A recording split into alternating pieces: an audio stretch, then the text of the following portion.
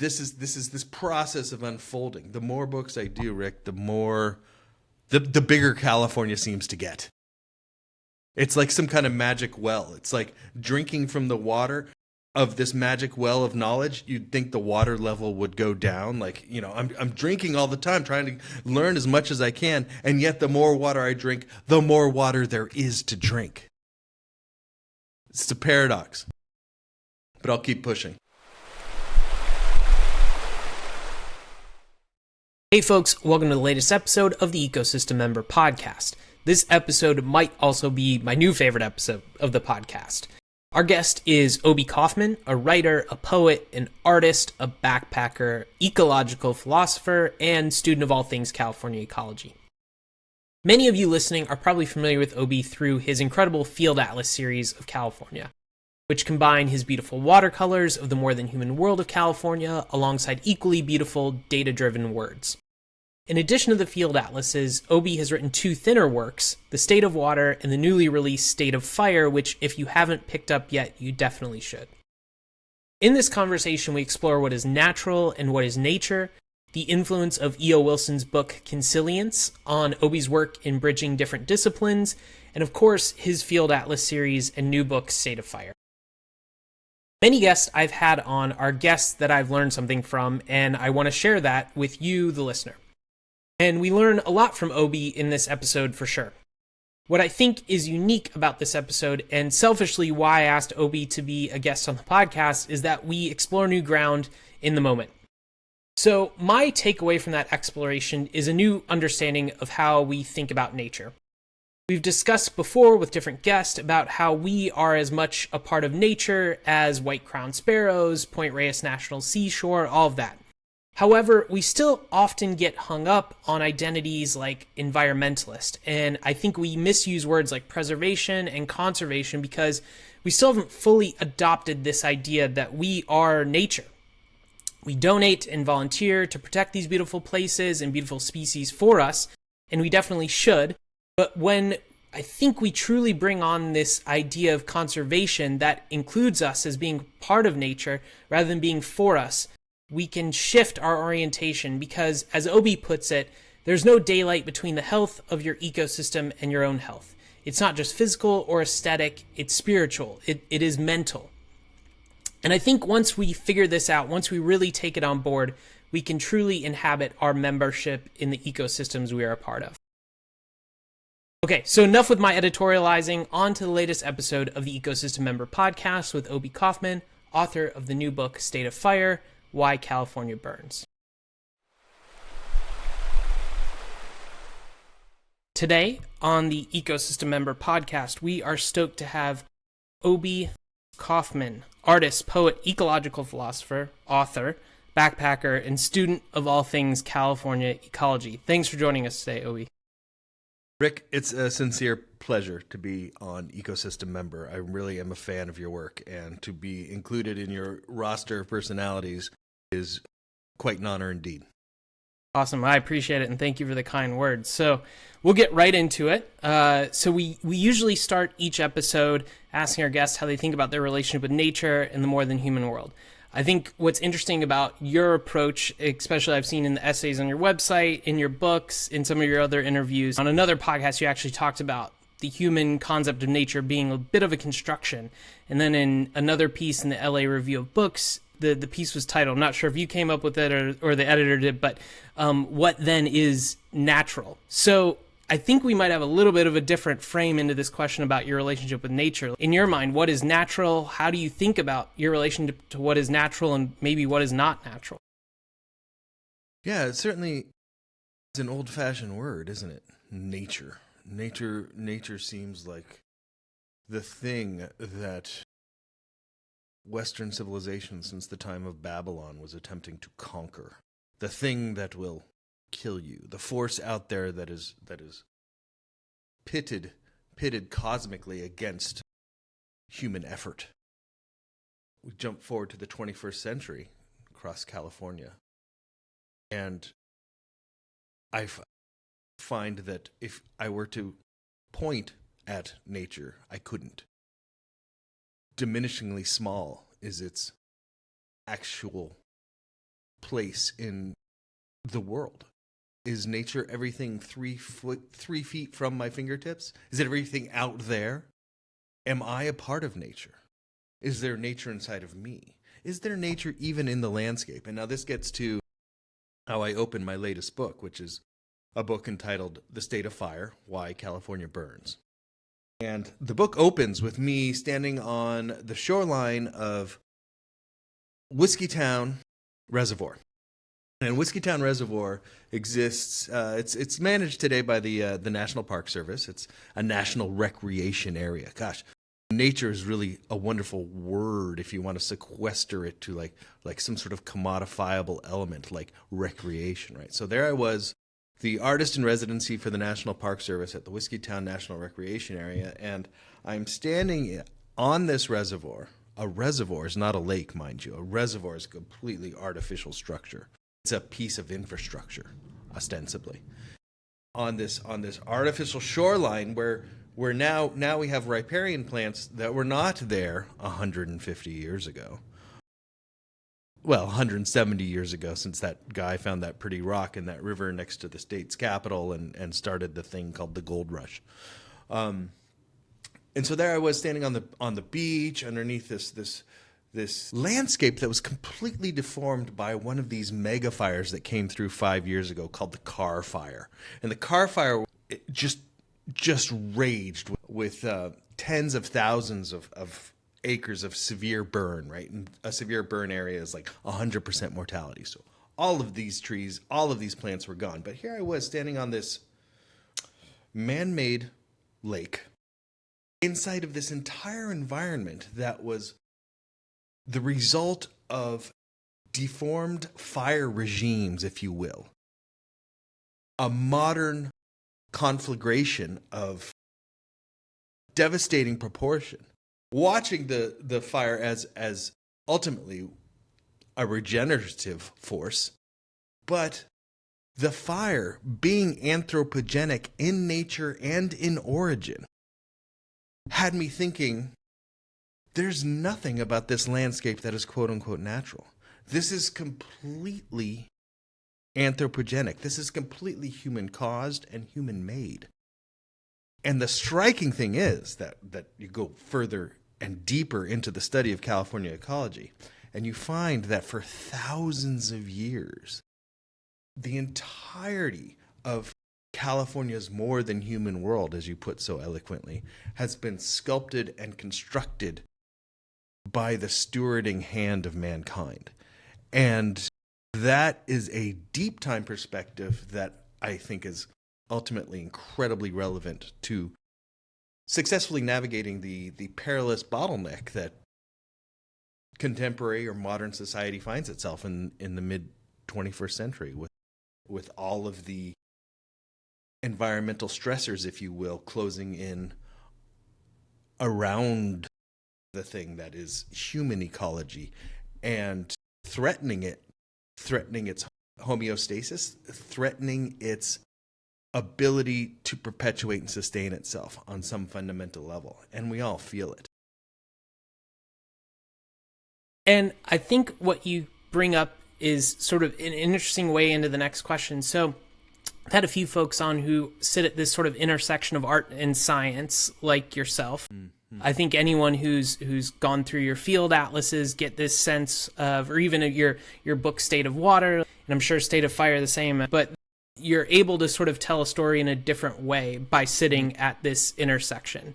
But art and science are also sort of human-made ways to interpret and understand our connection with that more than human world. So you gave a keynote recently at UC Davis, and you said you'd rather paint a coyote than write a sentence. So how do you see sort of art and science fitting together, as a human to sort of connect, explain, tell a new story, I think you've said, about the natural world and California ecology? That certainly sounds like something I would say, painting a coyote instead of constructing a sentence. I'm going to need the sentence, though. Clearly, I'm going to need a lot of sentences. Yeah, but more so than the trite sentiment of a picture being worth 1,000 words, there is something that is semiotic in nature or epistemological. Like, what are the symbols and signs that we use to transmit what is true about the world? And there's basically two big avenues, if you will, for how I have gone about it through decades of exploring my own vocation. And the first was really informed by Edward Wilson, E.O. Wilson, who was probably the 20th century's greatest American naturalist. And he wrote a book in the late 80s called Consilience, the Unity of All Knowledge. And consilience is a word that gets tossed around scientific circles, often in biology departments, to bridge between different disciplines of some aspect of academia, whether it be like connecting molecular biology with evolutionary biology, say. But Wilson blew up that idea and talked about the two basic schools of human thought that lead towards the same vanishing point on the horizon, which would be something like truth, the approximation of truth. And those two schools of human thought would be the physical sciences and the humanities. Okay, so these are two very different inroads into the nature of truth, not the nature of meaning. The nature of meaning, I posit, is my department as an artist. So that leads to the second great avenue of ideas that I have here about my own vocation, and that is revelation that I had, what year is it? It's 2024. I graduated school in 95. So in the early 90s, I was down at UC Santa Barbara, and I was spending most days skipping class and bouncing around the Santa Ynez mountains looking for Chumash art sites. And Chumash was this massive nation at time of contact that's extended from Los Angeles up to near Monterey. And they were and are the painters of California indigenous culture. Like all over these beautiful sandstone and granite rocks, you have these ancient murals that are still existing. There are hundreds of art sites up in those mountains that are still not not protected or anything. You can pull back a giant like manzanita bush, and there's like this very abstract mural of like suns and moons, apparently like celestial bodies mixing with like anthropoid or insectoid motifs, and it's completely baffling to my mind what is going on a narrative level. And yet, Rick, I'm here to tell you what I do understand is that here we have an artist who is communicating with their society, with their community, with their people, some truth, some culturally specific truth about their relationship to the more than human world.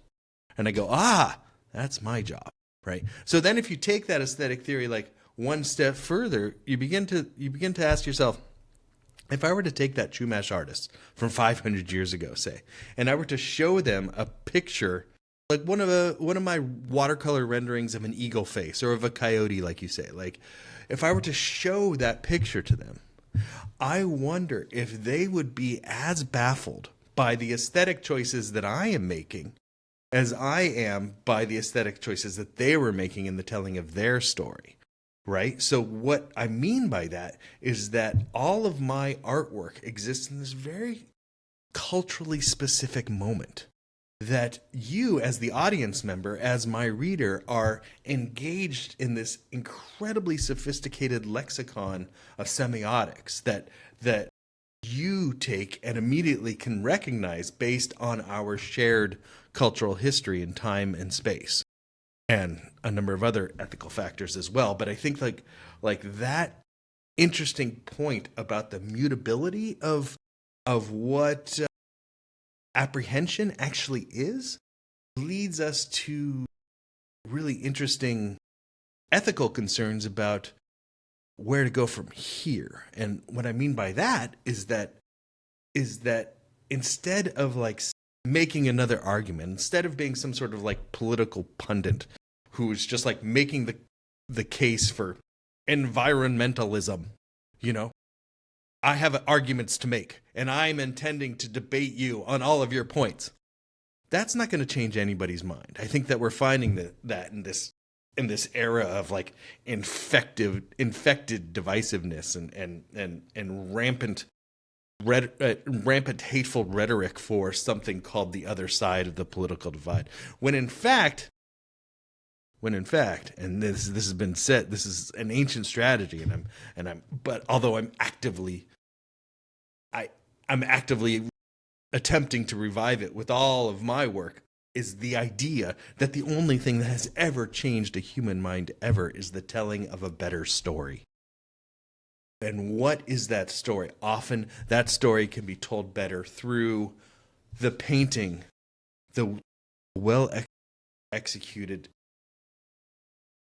beautiful, graceful presentation of something like a watercolored rendering of a coyote, as opposed to me talking about X, Y, or Z regarding their specific ecology, right? So I'm in the profession of hearts and minds, right? As opposed to just making an academic argument towards some political end. And in the context of California and that better story that you're trying to tell, like, why go this deep on California? Like, what better story are you trying to tell about California that maybe hasn't gotten out there through the data or the political arguments? Yeah. Well, I don't have a didactic bone in my body. I think this comes from really trying, really working at being an artist for so long. I was never going to be a teacher. I'm not an art teacher. I'm not a science teacher. Often my role as an artist approximates something like a science communicator, or often a policy communicator, or something even like a journalist, where I am extrapolating all of this data.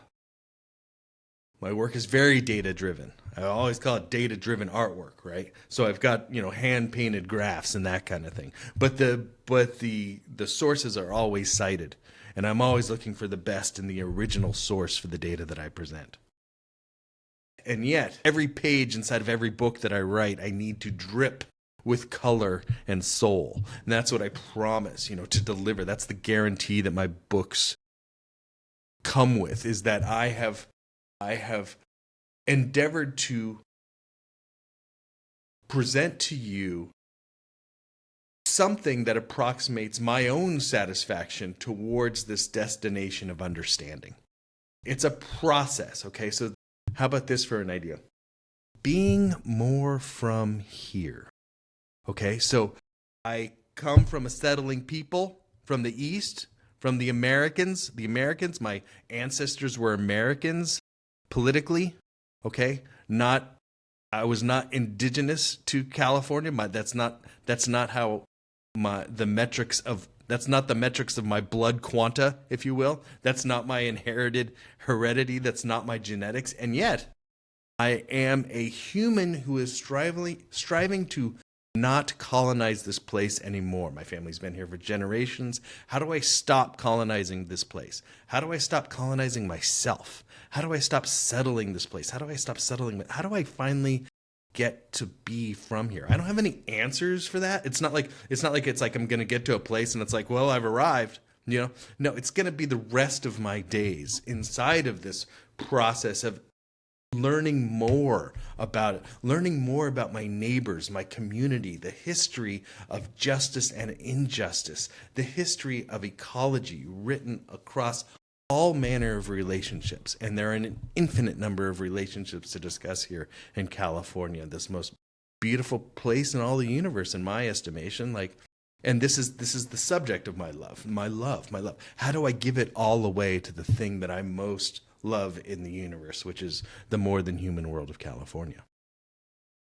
Beautiful. And I think what's interesting is that I wasn't really sure what to expect when I first picked up your field atlas, just sort of as a medium, which I think you kind of more like or less sort of invented or brought to life through your work. I'm sure there was some inspiration, but I'm starting to understand a little bit more about what your intent is it's a bit of a hybrid tool. How do you hope that people engage with your field atlas series?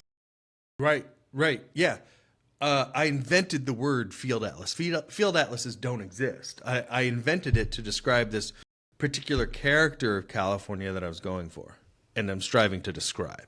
And that character often, critically has sort of a human-shaped hole in it, as if like I'm describing aspects of California that have always been, continue to be, despite our successfully imposed urban veneer across the top of the thing over the past couple centuries, and then those aspects of California that will always be.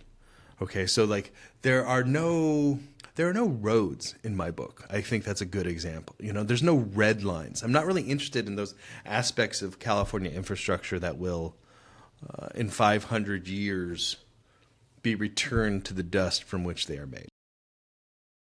I'm interested in the blue line of the Yuba River or any one of those rivers that's running down the western slope of the Sierra Nevada mountains. It's like those watercourses started flowing about 10 million years ago, and in 10 million years, those watercourses will look approximately the same, even given the amount of time for alterations in hydrology and geology and whatnot. These are ancient processes. These ancient living matrices are really fascinating.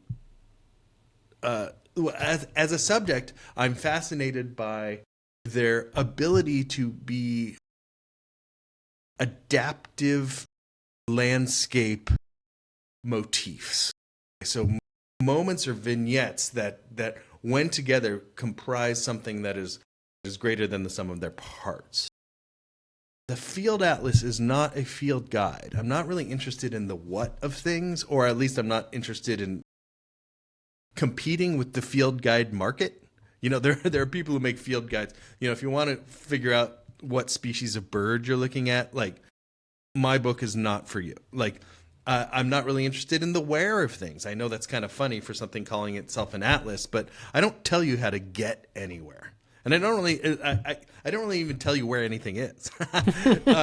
What I do is I describe the how of geographical relationships in terms of ecology, earth, air, fire, and water, and how these huge systems coalesce to describe California's more than human reality.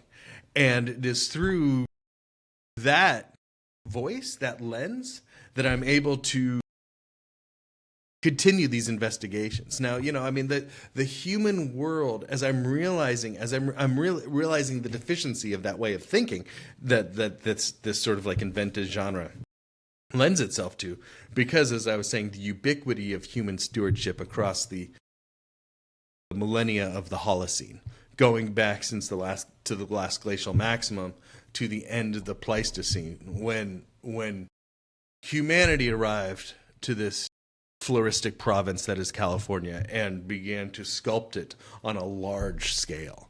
And I think that story is as fascinating as anything that is quote unquote natural, anything that is quote unquote wild. And it challenges all of those perhaps cheap and anemic words. The human history upon the landscape. And so, this is this process of unfolding. The more books I do, Rick, the bigger California seems to get. It's like some kind of magic well. It's like drinking from the water of this magic well of knowledge. You'd think the water level would go down. Like, I'm drinking all the time, trying to learn as much as I can, and yet the more water I drink, the more water there is to drink. It's a paradox, but I'll keep pushing. Yeah, very interesting that you use water there, because I think your book, State of Water, was incredibly eye-opening, and I've heard you talk about just how, like, the water system, I guess, that encompasses watersheds across the state is one of the most, like, man-made, human-made accomplishments that has ever been experienced, just by its scale and the amount of water it's able to move and create these cities that, as you've pointed out, it's like the fifth largest economy in the world is driven by a water system that we've kind of forced with our own hands. That's right. In the past 90 years or so, I think that amazing endeavor, the transformation of the waterscape across California's land, is a accomplishment that will only be rivaled by how it again transforms over the next century. And I think the same can be said for the firescape. However, less intentionally over the past 100 years, how the firescape of California has been radically deformed and alien to itself, as if a reciprocated relationship with the indigenous cultures of California, having been abandoned, has sent us spiraling into a moment of infirmity across the arboreal body of the state. And getting and understanding the nuances of that story, I think, will then allow us to, by use of these two great tools, right? This traditional ecological knowledge, which is this very, very old story, and scientific innovation, which is this very, very new story of fire ecology on the landscape. California has a relationship with fire that no other place on the planet has. And by understanding how all of those narratives merge or converge or confluence into heading, as I say, towards some noble goal, like I want to say is that through this kind of understanding, it is my contention that there is a pathway towards leaving the natural world, if you will, the more than human world, in better shape at the end of the 21st century than we left it at the end of the 20th century. So despite even all of the stress that is climate breakdown by way of anthropogenic global warming, there is historical precedent, not only in the world of natural history, but also in the world of human stewardship across California's deep time history, that indicates that, yes, indeed, we can. We is a very problematic word in that presentation. We is often a political word, and I don't mean to use it so flippantly, but I do call for a bit of unity in this vision. And you've mentioned that, in relation to the state of fire, the August complex fire was the first gigafire in California. Like, it's getting bigger, it's getting more intense. And you kind of talked a little bit about that relationship to fire and how, hopefully we can leave the 21st century in a better place. So, like, in State of Fire, like, what did you learn while pulling together that book? We just talked about sort of the well seems to be endless as you pull the threads of California. Like, what did you find out about our relationship with fire? Like, what has to change in that relationship for us to leave the 21st century better than the 20th century was left from that perspective? Yeah, there's a reckoning that needs to really be confronted. That reckoning is really based on a couple of precepts that I think are rather dramatically counterintuitive. For example, I say that fire happens in California because of decisions that people make.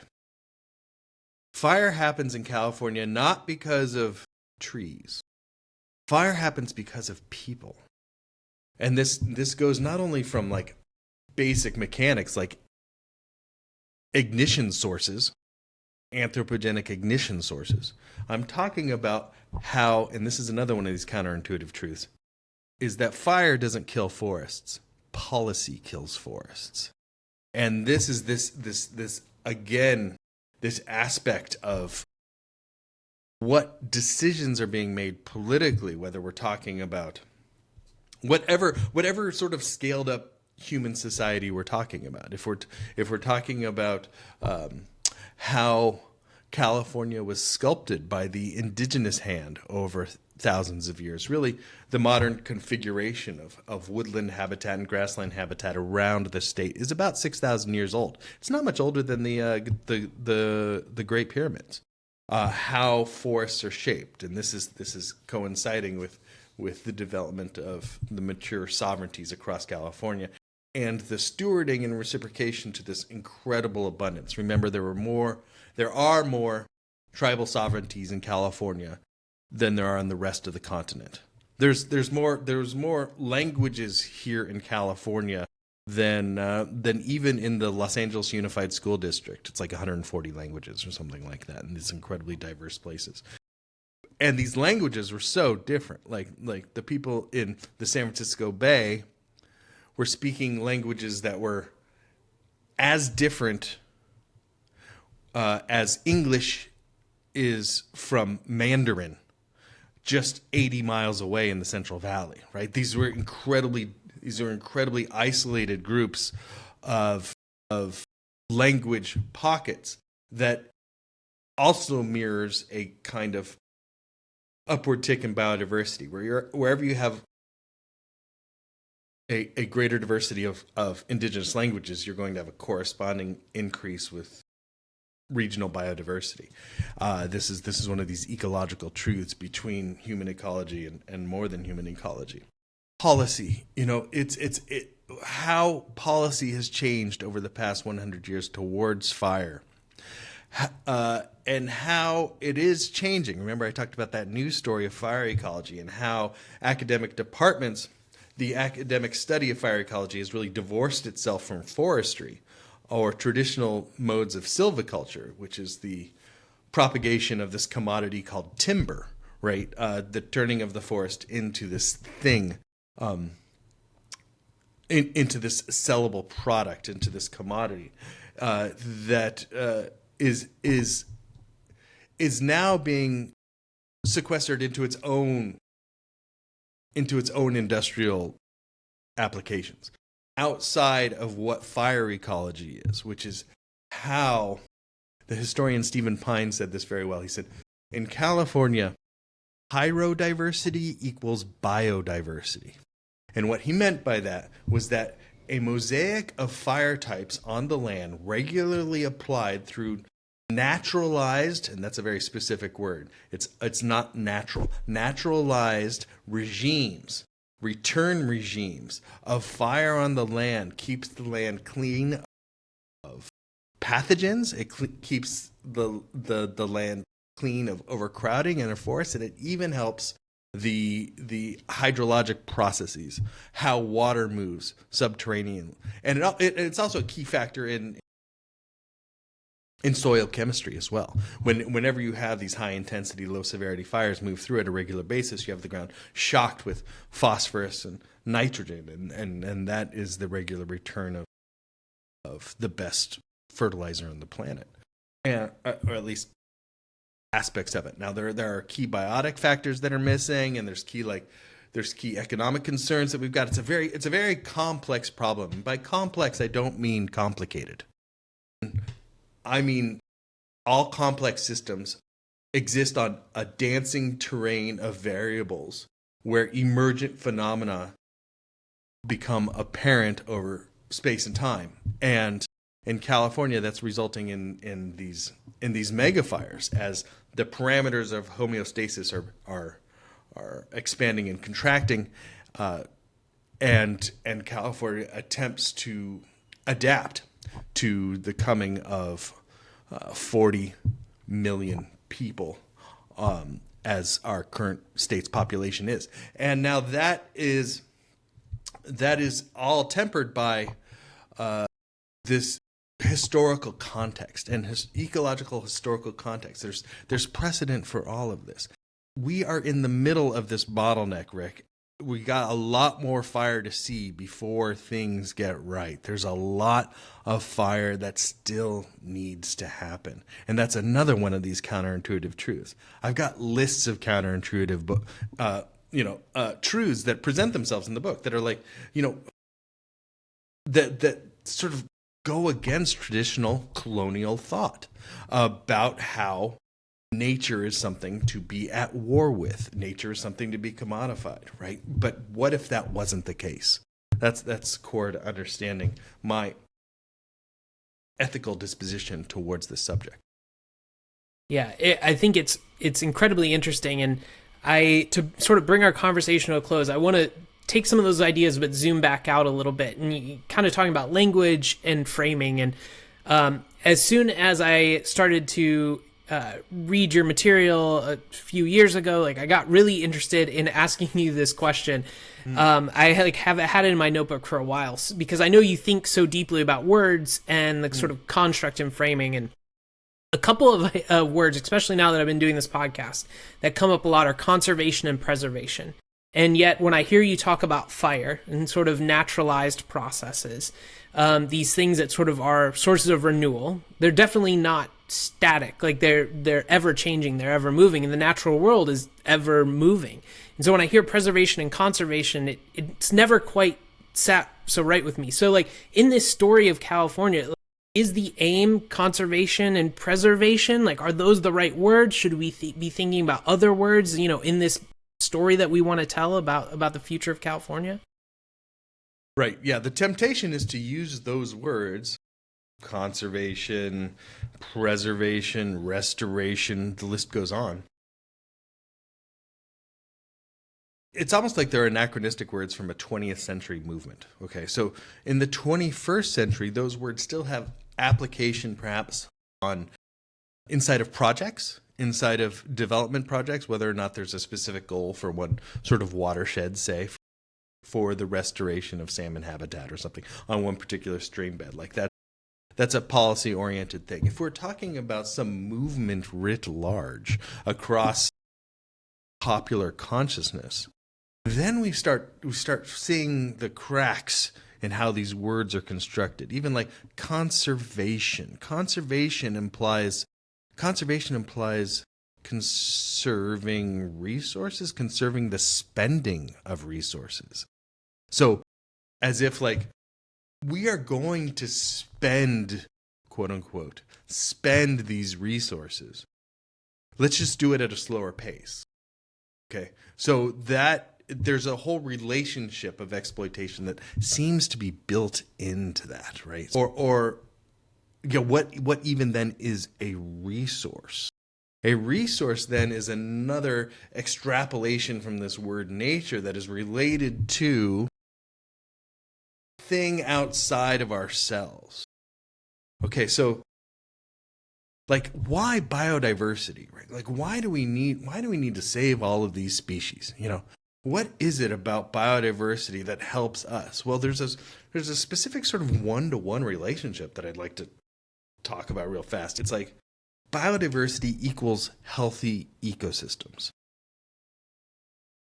A healthy ecosystem is that which has redundancies in its nutrient vectors, okay, that dictate its homeostatic parameters.